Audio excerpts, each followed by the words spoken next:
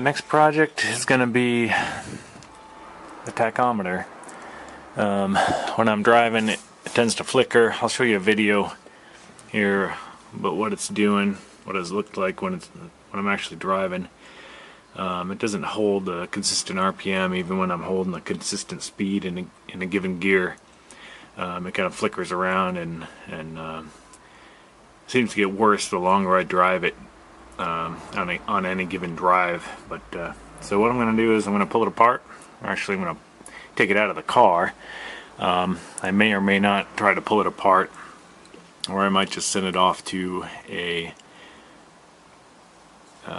someone to fix it professionally, just like I did with the speedometer. So we'll see how that goes, but I at least want to take it apart or take it out of the car and have a look at it and see how it works. Okay, in the back of the unit are two thumb screws. So you take those two thumb screws off. Those are holding on these bracket pieces, which basically go around the side of the unit and kind of push it or pull it tight to the instrument panel here. Once you get those off, you can kind of wiggle the unit out of place. See how it's nice and loose now.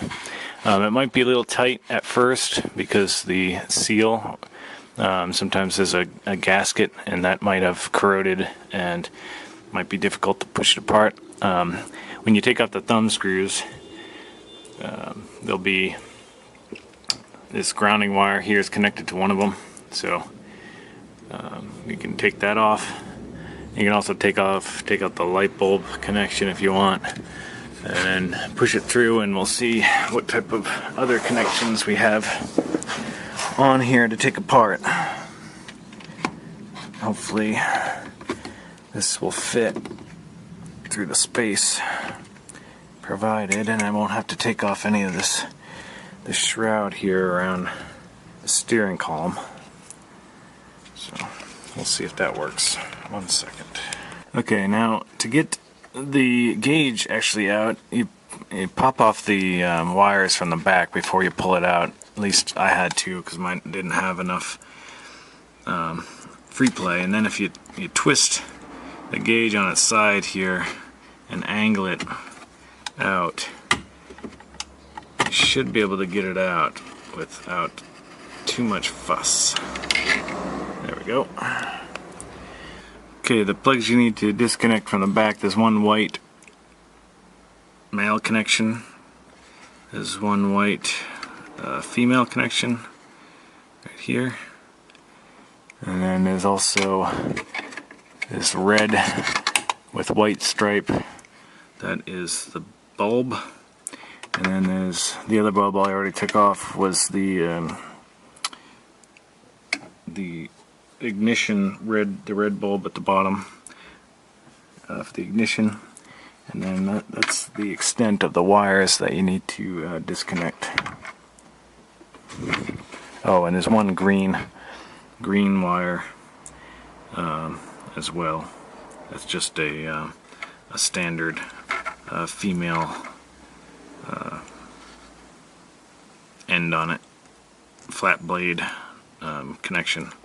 That goes, all these connect on the back. Right here is the male connection, female connection, and the female flat blade goes right here. And then the two bulbs.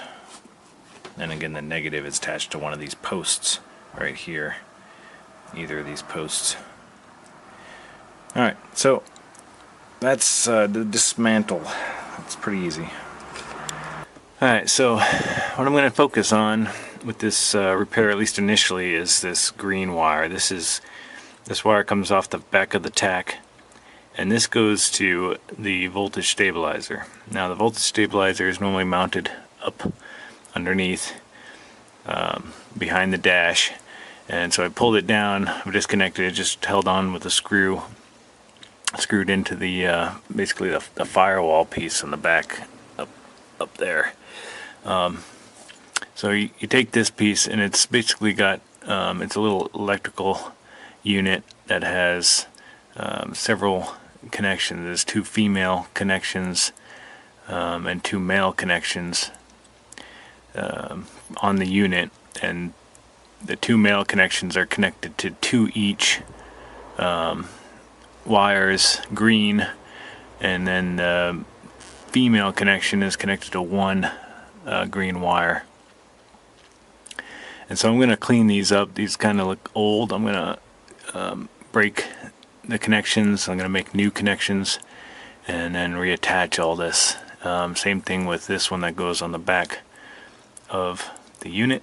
I'm going to snip it and put a new end on, and then reassemble and see if that solves it.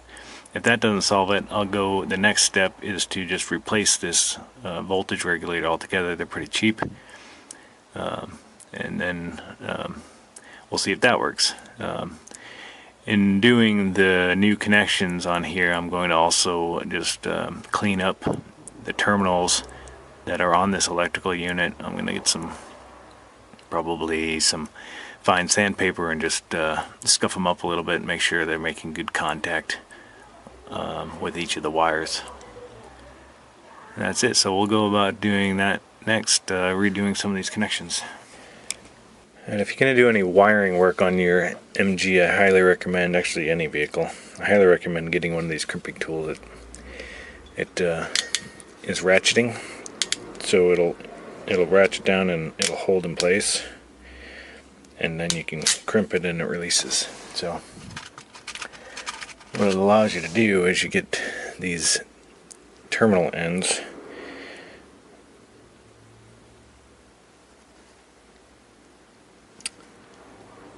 and you put them in the groove here, and you kind of ratchet it down until it just barely holds the piece. So there you can see it's kind of locked in there now. It's not going to fall out. And then it makes it very easy to fix your terminals. So you just kind of put the terminal in there, or the wire,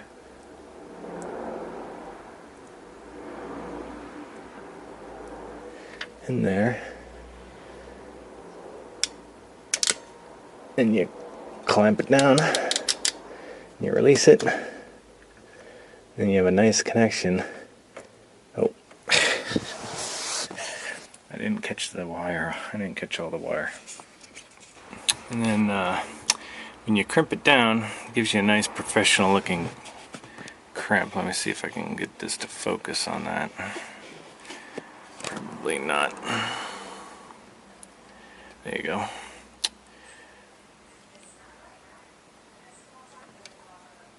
As you can see, it's a nice professional looking clamp, and it's on there just like the original. So I've reconnected and fixed all the connections. Let's see, so I got a new spade on the male connection, and then 2 new female connections on the wires, and those are all cleaned up. And I also cleaned up the terminals on the voltage stabilizer, and so hopefully this will solve the problem. We'll see. I've reattached it down here just so that it'll be easier to access. It was up top there, and it was pretty hard to get to, but I've taken it off, reattached it here, and that way I can get to it pretty easily if I have to take it apart again and try to fix it. I've also cleaned up the connections here. Just taken and cleaned off all these connections. I didn't disconnect either of the 2 white male-female connections, because those are specific to the Smith's tack, and they're probably I probably have to buy an exact match to this connection in order to get it to plug back into the back of the tach. So I did not do those two, but I cleaned them up, and I've also made a new female connection for the tach end of the voltage stabilizer. So I have all those. I'm actually going to go onto the in here. I got this wiring diagram here that shows where all this stuff goes. So you got the tachometer up here. You can see it's connected with the green wire here to the voltage stabilizer. The one-off male spade that goes into the voltage stabilizer is actually a light green and green wire, and that goes out to the fuel gauge and sender. All the rest of the ones coming off, there's 4 coming off of the voltage stabilizer, and those go to, one goes to the heater fan, one goes out here to the let's see, one goes to the fuse box, and then the other one goes down to the turn signal flasher. So just kind of cleaned up the connections. I'm going to go inside and also look at some of these other connections on the tach. This white one that comes off goes to the ignition switch, and then there's also a white one that goes to the coil. So I'm going to look inside the engine bay for that white one that goes to the coil and maybe clean up that connection as well. Alright, so down here in the coil, as you can see, I've pulled off the one is the white connection. This came from right here, so take that off, and it's looking a little yellowed and ratty, and I don't know, it won't hurt to replace it. So I'm going to take this connection off, and I'm going to clean up the terminal here and put a new female end on this wire and then reconnect it. Alright, and I finished that up, got a brand new connection on there, cleaned it, and hopefully that provides a good signal. And maybe that was the problem, so just going through all the different wires that it could be and cleaning them up. And obviously this is step 1, like I said before, just trying to eliminate the possibility of a bad connection. Then step 2 will be replacing parts, starting with the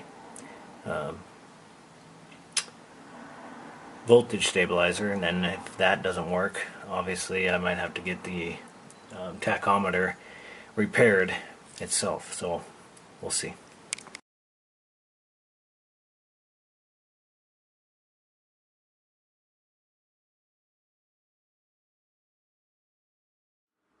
Alright, alright, in an effort to isolate completely the tach from all other sources of bad power, I've gone ahead and wired in a relay here. This is just a standard Bosch relay. It's getting its signal from the ignition. So the key, when the key is turned to the on position, that's the signal wire that tells it to connect the positives in to the positive out. So positive in comes in through a fuse, and then out here via the blue to I've got it wired to a small voltage regulator. So this will further kind of regulate or filter the voltage so that it's nice and stable. So what happens is when you turn to the on position, it's even got a, let's see if it'll come out, it's got a digital screen there that tells you how many volts it's outputting. So I've got it set to right around 11 volts. So no matter what's coming in it will output 11 volts. So if the car is on battery power, 11 volts, and if it's on alternator power, the same thing, 11 volts will come out. I can adjust actually the output voltage with these two buttons here, so I can decrease or increase the voltage out, and that way I can get it to a nice stable voltage, and that I have clean power going out via these two, the yellow and the black here, to the tach. So the tach, this goes to the green input on the back of the tach, this yellow, and then the black is of course the ground or negative that just gets connected to the post on the back of the tach. So that's the way I'm getting clean power into the tach from the voltage of the car. Alright, so I'm ready to put the tach back in. I've gone ahead and I removed the front bezel, cleaned it up, removed the glass and cleaned that up as well, and got rid of some of the old gasket that was in there that was deteriorating and rotting. So basically I'll just go ahead and put this back in opposite of the way it came out, and then we'll fire up the car and see if all my wiring modifications worked.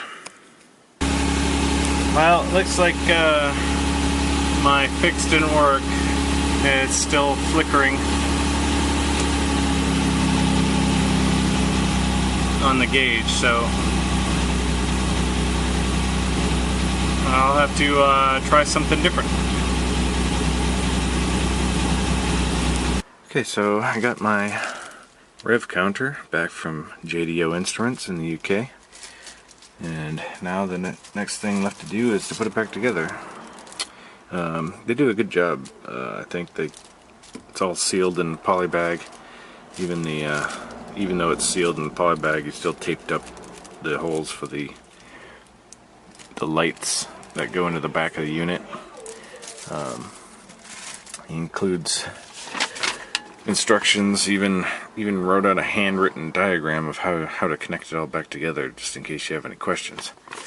So props to them, and thanks for that, and I'll just put it back together now. Just connect it reverse of disconnecting,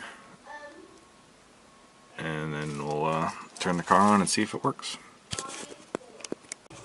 Okay, hopefully this will come out because I'm doing this blind.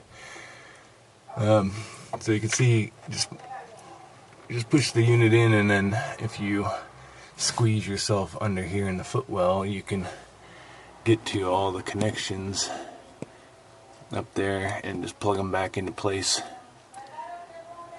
Pretty easy. So I just have to connect the retaining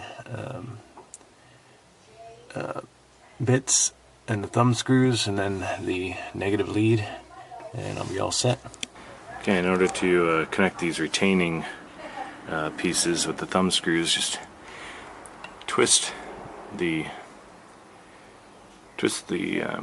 rev counter counterclockwise, and then you can get back up in here, and it brings this bit down, and it gives you enough room to be able to fit the thumb screw on. And then once you got it lightly tightened, just twist it back the other way, and then you can fit the other thumb screw on. Okay, here's my tach with the electric fuel pump and the fuel pump wired directly to, not to the white terminals, but to the brown terminals in the fuse box. So here's, I'm turning on the parking lights.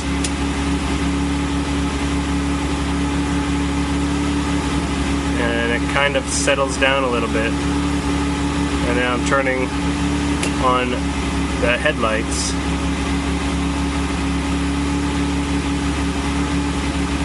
And it seems to settle down even more.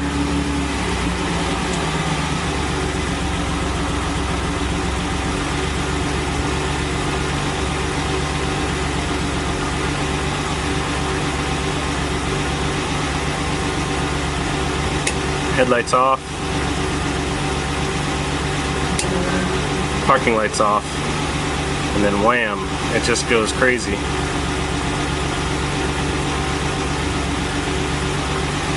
Parking lights back on.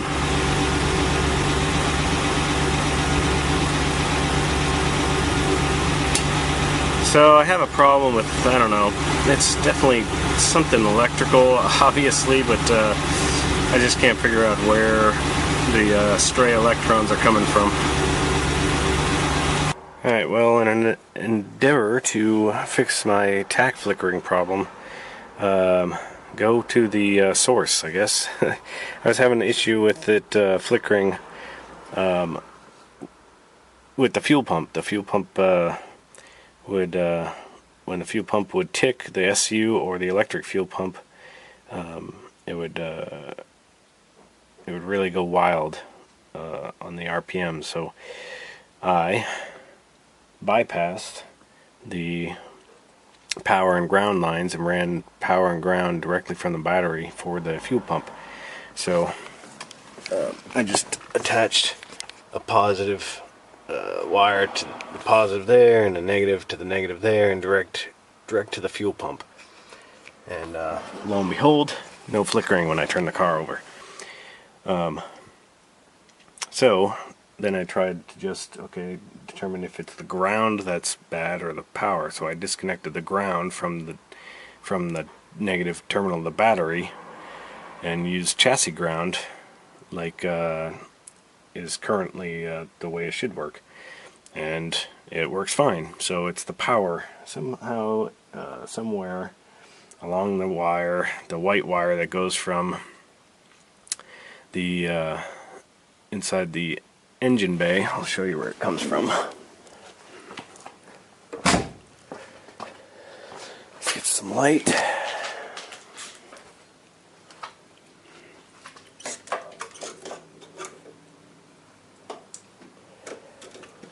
Alright, down in here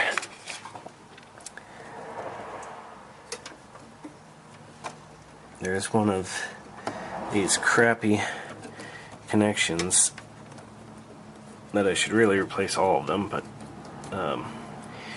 that has a white wire that comes out of it and goes into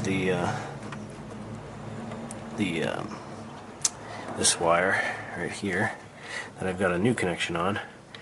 So I thought it might be this crappy connection, so one of the things I tried was to connect it directly to the fuse box over here, or the fuse panel. So I connected this white lead directly to here with a new connection. That didn't solve the problem. So somewhere in this, the original white line, that goes all the way back to the fuel pump, there's some type of issue with it. So I'm going to take it completely out. I'm not going to, obviously, it'd be a ton of work to take it all the way out of the sheath and run a new wire.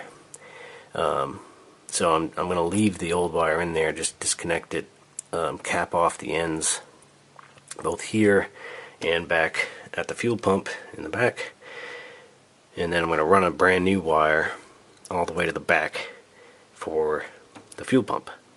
So the one thing I mentioned earlier that I tried connecting directly to the battery, and then once that worked and I figured out that it wasn't the ground, it was the power wire, I came up and I connected this power wire directly from here to, with a brand new cable, brand new connections, all the way to the back, along the ground, all the way to the back and into the fuel pump, and that worked. No flickering. So I know it's not an issue with it being tied in here So I don't have to run a new line with a relay direct from the battery. I can still run it through here like the factory, but I'll use one of these spade connectors and connect it. There's extra posts here on this white